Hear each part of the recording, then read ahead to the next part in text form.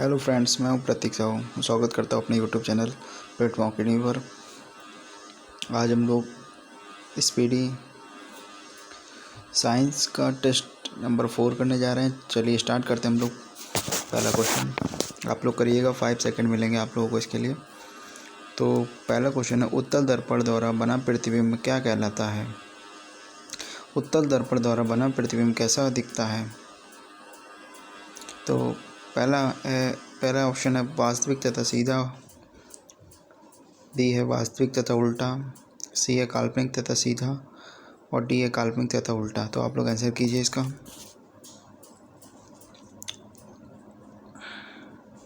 तो इसका आंसर होगा आप लोगों का ऑप्शन नंबर सी, काल्पनिक तथा सीधा होता है। जो उत्तल दर्पण द्वारा बने प्रतिबिंब होता है वो काल्पनिक तथा सीधा होता है।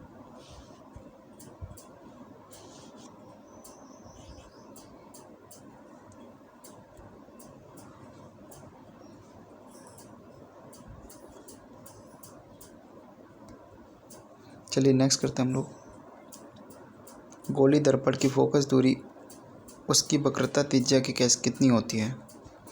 ऑप्शन नंबर ए आधी होती है, ऑप्शन नंबर बी है दुगनी होती है, ऑप्शन नंबर सी है तिगुनी होती है, ऑप्शन नंबर डी चौथाई होती है। तो करिए आप लोग।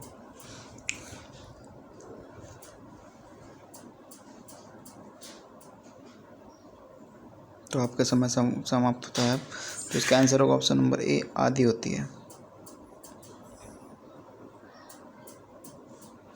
गोली दर्पण की फोकस दूरी वक्रता त्रिज्या की आधी होती है। तो चलिए नेक्स्ट करते हैं हम लोग।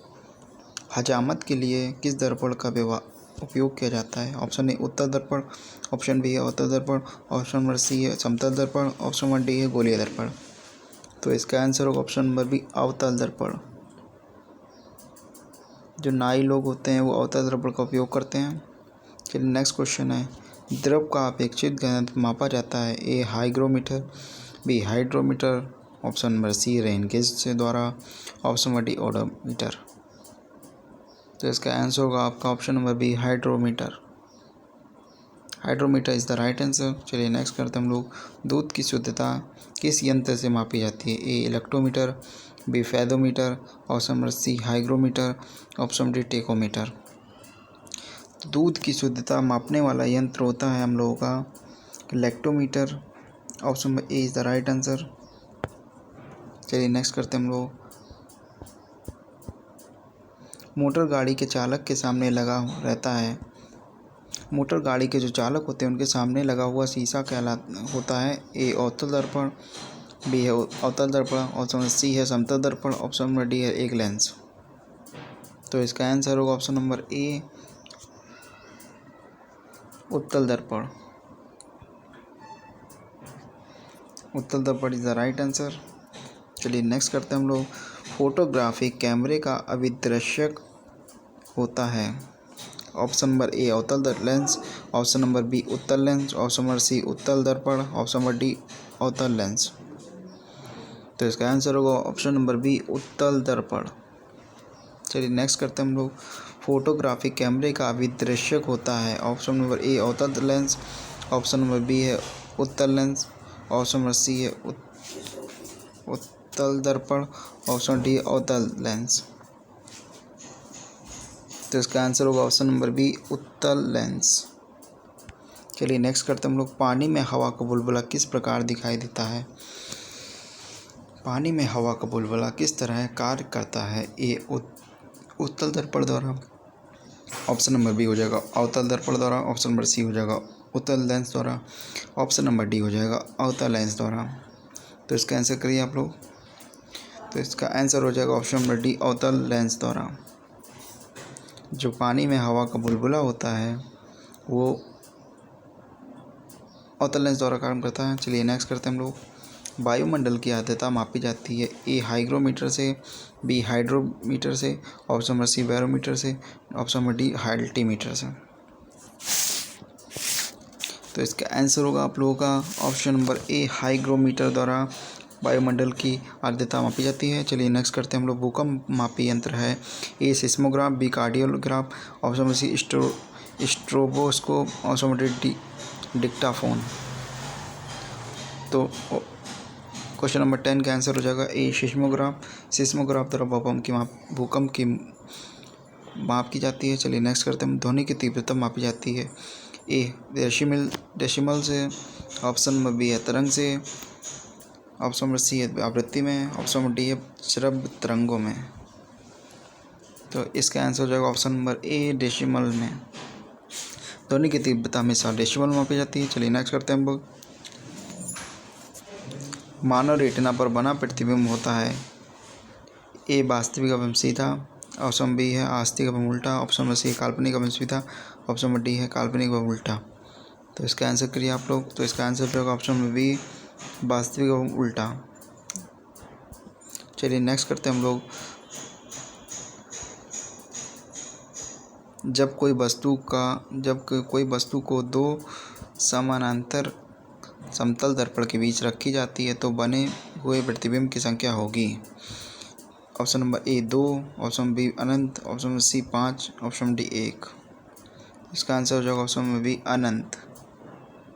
जब कोई वस्तु को दो समांतर समतल दर्पणों के बीच रखा जाता है तो उसके प्रतिबिंबों की संख्या अनंत हो जाती है। चलिए नेक्स्ट करते हैं हम लोग, हृदय की गति सुनने के लिए किस यंत्र का उपयोग किया जाता है।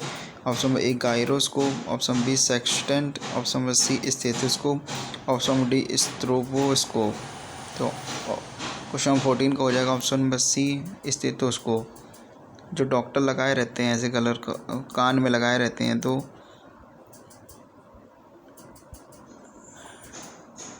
बड़ा सा यहाँ पे होता है जिससे हृदय में लगा के हृदय की धड़कन को सुन के उसका अनुमान लगाया जाता है, तो उसका नाम होगा स्टेथोस्कोप। तो इसका नाम हो जाता है, डॉक्टर जो लगा रहते हैं कान में और हृदय में लगा के बुखार वुखार चेक करते हैं, हृदय की गति चेक करते हैं, तो उसका नाम हो जाएगा स्टेथोस्कोप। चलिए नेक्स्ट करते हैं हम लोग, क्वेश्चन नंबर 15 है, वायुमंडलीय दाब की माप की जाती है। ऑप्शन नंबर ए इलेक्ट्रोमीटर द्वारा, ऑप्शन बी मैनोमीटर द्वारा, ऑप्शन सी ओडोमीटर द्वारा, ऑप्शन डी बैरोमीटर द्वारा। तो वायुमंडलीय की दाब की मापी जाती है हमेशा ऑप्शन नंबर डी बैरोमीटर द्वारा।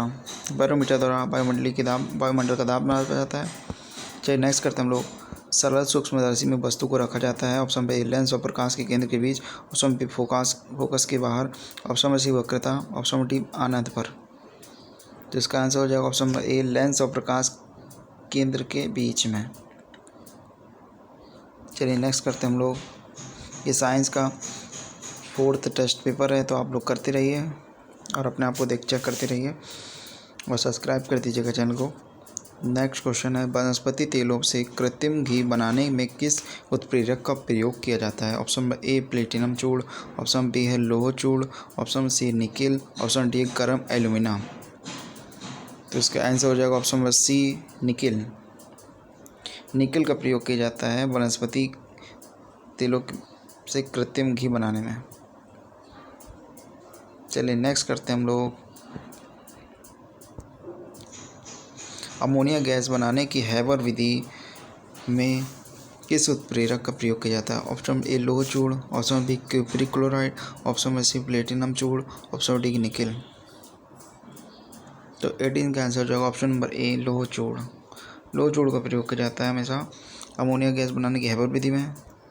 चलिए नेक्स्ट करते हैं हम लोग 19, अवतल दर्पण में वस्तु का प्रतिबिंब दर्पण के पीछे काल्पनिक सीधा तथा वस्तु से बड़ा बनता है जब वस्तु होती है। वस्तु कहाँ पे होती है बताना आप लोगों को। ए अनंत पर, बी फोकस पर, सी ध्रुव पर, डी फोकस और ध्रुव के बीच। तो इसका आंसर हो जाएगा ऑप्शन नंबर डी फोकस और ध्रुवों के बीच में होती है। तो option number D is the right answer.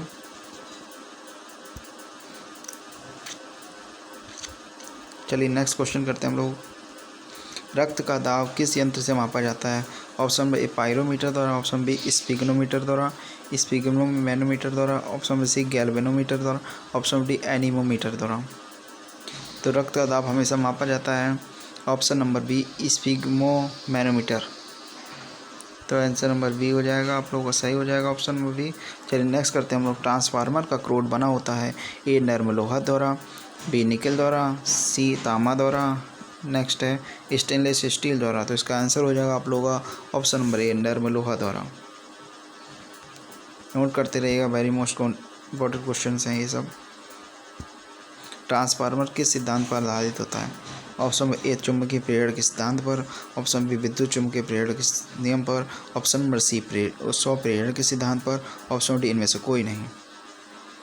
तो 22 का आंसर हो जाएगा ऑप्शन बी विद्युत चुम्बकीय प्रेरण के नियम पर। तो B is the right answer. चलिए नेक्स्ट करते हैं हम लोग। ट्रांसफार्मर प्रयुक्त होता है एसी को डीसी में बदलने के लिए, डीसी को एसी में बदलने के लिए, डीसी वोल्टेज में उपचयन या अपचयन करने के लिए, एसी वोल्टेज में उपचयन या अपचयन करने के लिए।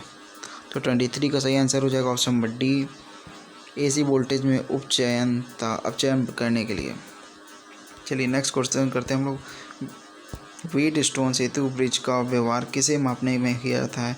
ए विद्युत विभवांतर बल, बी धारा, सी प्रतिरोध, ऑप्शन डी आवेश। तो इसका आंसर हो जाएगा ऑप्शन नंबर सी प्रतिरोध। व्हीट स्टोन सेतु का व्यवहार हमेशा प्रतिरोध मापने के लिए किया जाता है। चलिए नेक्स्ट क्वेश्चन करते हैं हम लोग। 25 नंबर। पानी के अंदर ध्वनि सुनने का यंत्र है कहलाता है? ए ऑडियोमीटर द्वारा, बी ऑडियोफोन द्वारा, ऑप्शन में सी हाइड्रोमीटर द्वारा, ऑप्शन सी हाइड्रोफोन द्वारा।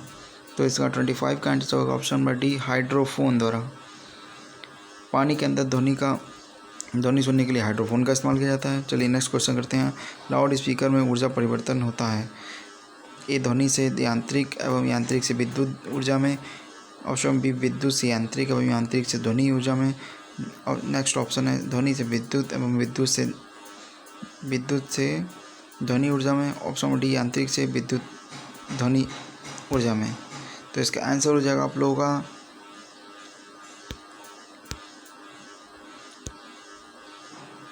ऑप्शन नंबर बी विद्युत से यांत्रिक एवं यांत्रिक